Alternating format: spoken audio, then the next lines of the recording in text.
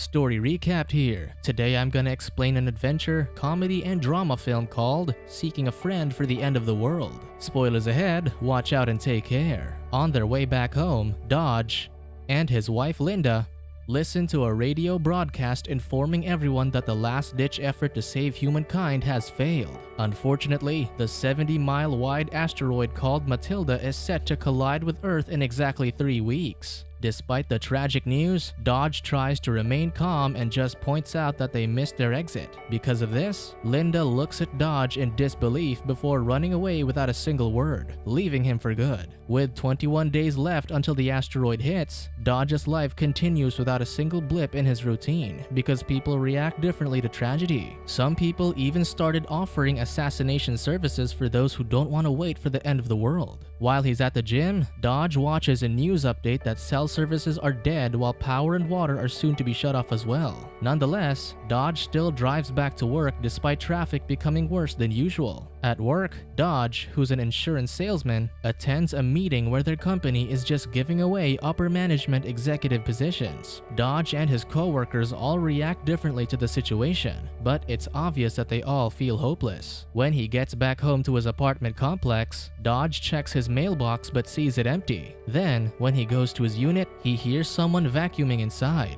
Dodge immediately assumes it's Linda, but it's just their weekly cleaner, Elsa. She greets him with a smile, so he asks her to stay to watch TV, but she politely refuses. Because of the current state of the world, Dodge tells Elsa not to come back next week, but she doesn't react well to the firing, so Dodge takes it back, thinking that Elsa might be oblivious to the asteroid situation, or she just doesn't want to think about it. Elsa then leaves but tells him that she'll be back next week. After being left alone, Dodge watches more updates and sees that airlines are no longer in service, and the final flight has taken off. The next day, Dodge goes to work with spider bites on his face. Then, a man jumps to his death and lands on Dodge's car, leaving him terrified. With 14 days left, Dodge goes to a party thrown by his friend Warren and his wife Diane.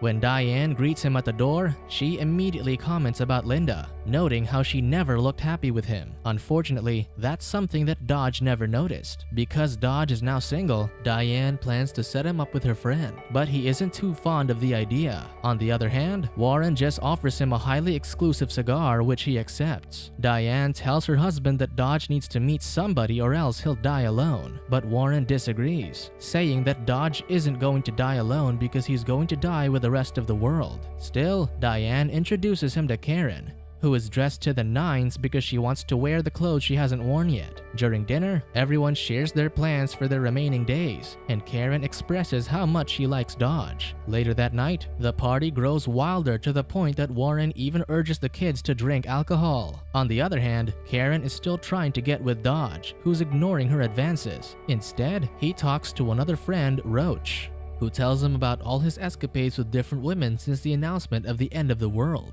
He even asks Dodge to have fun with him and Karen, but Dodge isn't into that kind of thing. Then, when his friends start doing hard drugs, Dodge chooses to hide in the bathroom. Moments later, Diane comes to check up on Dodge. Then, much to Dodge's surprise, Diane starts to kiss him, so he quickly pushes her away, pointing out that she's married to his friend. However, Diane disagrees, saying that nobody belongs to anyone anymore. Dodge ends up going home early to reminisce about his old life. He looks at a picture of him and his high school sweetheart, Olivia, and starts to play the harmonica. Then, suddenly, he sees a woman crying by the fire escape. When Dodge checks up on her, she immediately starts bawling in his arms despite not knowing him. As it turns out, the woman, Penny, is Dodge's downstairs neighbor. Aside from recently breaking up with her boyfriend, she also missed her flight and now has no means of getting back home. Dodge invites her in, so they introduce themselves to each other. After that, Penny takes a sip of Dodge's cough syrup with codeine and vodka, then offers him some weed, but he declines. Penny then tells him that the substance helps with her bad sleeping routine due to her hypersomnia, noting that she can sleep through the apocalypse. That night, Penny falls asleep on Dodge's couch. Sure enough, she doesn't wake up even when the television is playing loudly and Elsa is vacuuming in front of her. Dodge even pinches her nose, but Penny doesn't move an inch. Moments later, Penny wakes up, so Dodge walks her downstairs. As they arrive at Penny's place, she hands him his lost letters that mistakenly got put in her mailbox. box, noting that she kept them for years. Penny also asks Dodge about Linda, thinking that she's his roommate. She says she seemed so happy with her boyfriend, revealing that she used to bring a guy over to their apartment without Dodge's knowledge. Because of this revelation, Dodge goes back to his apartment and angrily disposes of Linda's belongings. He then goes to a park to drown his sorrows with a bottle of window cleaner. But despite the attempt to take his life, Dodge still wakes up the next day, only to find an abandoned dog tied to his foot and a paper that just says sorry. Going back home, he notices mayhem breaking out in the streets but ignores it. Moments later, while Dodge is watching the news about a massive riot, he reads the lost mail that Penny gave back to him and sees a confession letter from Olivia dated months ago. Then suddenly, a brick is thrown through his window from the riot outside.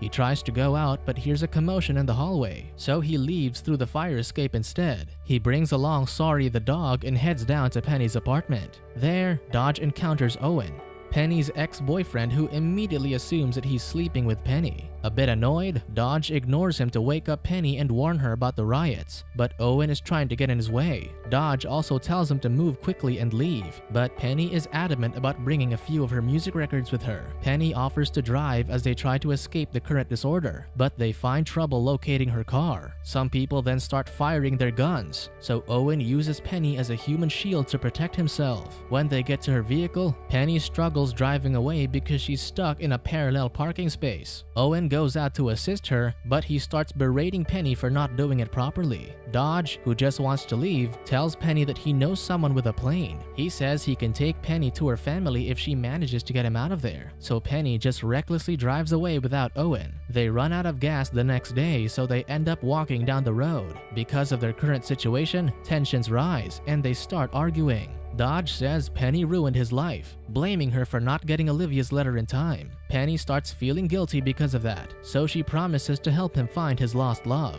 She then hails an oncoming vehicle and asks the driver, Glenn, to take them to Somerset, and the kind man gives them a lift. On the road, Penny makes Glenn share his life story, so he confesses that he was planning on killing himself after learning about the end of the world. However, he mentions that doing that won't get him into heaven. Then, while Glenn is talking, Dodge notices that he has shovels at the back of his truck, which makes him suspicious. Moments later, Glenn pulls over to take a leak and invites Dodge to come with him, but he refuses. Then, Penny takes Sorry out for a walk when Glenn comes back. Once Penny is gone, Glenn tells Dodge to kill him quickly, thinking he's the hitman he hired. Dodge is confused at first, but they manage to resolve the misunderstanding. Unfortunately, it isn't long before the real assassin shoots Glenn in the neck and speeds off. When Penny comes back, they bury him using the shovels in the vehicle. They then decide to use Glenn's truck, but since they accidentally buried the keys with him, they have to dig him up again. As Dodge and Penny continue driving and getting to know each other, they come across a restaurant called Frenzy's. They then meet Darcy and Katie, the overly friendly servers. As they order, Penny lies that it's Dodge's birthday, so the restaurant crew gives him a little surprise and a couple of kisses. However, when things start getting crazy, they escape the restaurant. Afterward, the two end up sharing a passionate moment in the truck. However, Dodge regrets it later because of their age difference, not wanting to seem like he's taking advantage of Penny. He apologizes, but Penny brushes it off, telling him it was bound to happen. As they drive, a cop suddenly pulls them over for speeding. At the same time, Dodge and Penny learn that Glenn's vehicle has a broken taillight and an expired plate number. Given the current state of the world, Penny tries to plead with the officer, Wally, to let them go, but he refuses, so they find themselves getting locked up. In their separate cells, Penny starts crying out of guilt because she feels like she ruined Dodge's life as much as she ruined her own. So Dodge tries to comfort her through the bars and starts talking about his own life to make her feel better. A little while later, one of the police officers releases them and apologizes for Wally's behavior. He also mentions that their truck got impounded, so he offers them a ride. But because their destination is too far, Penny asks to be taken to Camden, where Speck, a military man with a bomb shelter, lives. He also happens to be Penny's ex-boyfriend, and he is still in love with her. Speck then welcomes them to his titanium-walled basement and lets Penny speak to her family using a satellite phone. After that, Speck tells Dodge that there's no room for him in their shelter, but only for Penny. However, Penny doesn't plan to stay. Instead, she asks to borrow a car so she could take Dodge to Olivia. Together, they leave, but Speck tells Penny to return with the car. Eventually, they arrive at Olivia's place, but there isn't anyone home, so instead, they just break into the house and try to make themselves feel comfortable. Then, when Dodge wakes up from a nap later, he sees Penny preparing dinner. They share a peaceful moment to talk about mundane things next to the fireplace, and as Penny talks about the things she likes, Dodge just listens fondly. Moments later, Penny goes to the kitchen and finds Olivia's letter to her parents with a return address. She then shows it to Dodge and says they'll go there the next day. However, when they get to the address, Dodge doesn't knock or check inside despite thinking that Olivia is home.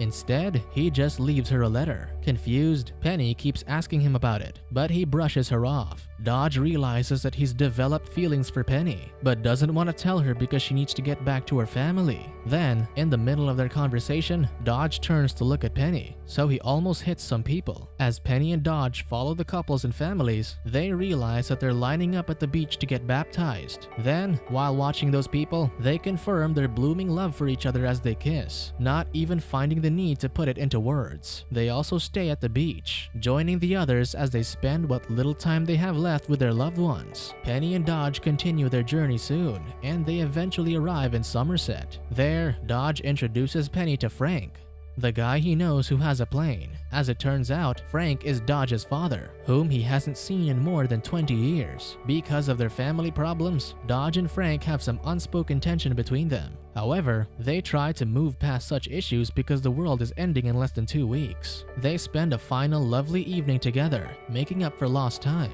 Then, when Penny finally falls asleep, Dodge carefully carries her to Frank's plane without even saying goodbye. But before leaving, Dodge confesses to a sleeping Penny that she's the love of his life. As Frank takes Penny back to England, Dodge returns home and finds a note from Karen, who's looking for him. He also finds Elsa cleaning his apartment, so he angrily tells her to leave and be with her family. However, Dodge takes back what he said when he sees how confused Elsa is, and she says she'll see him next week before leaving. Unfortunately, there is no more next week. As Dodge watches the final TV broadcast, the anchorman announces that the asteroid is arriving in exactly 16 hours. Because of that, Dodge goes down to Penny's apartment to spend his remaining hours there. He then starts listening to Penny's music records before lying down on the floor, waiting for the world's end. However, a few moments later, the power suddenly goes out. Sorry starts bothering Dodge, so he stands up to see what he wants. Then, he sees that Penny has returned for him, upset that he let her leave.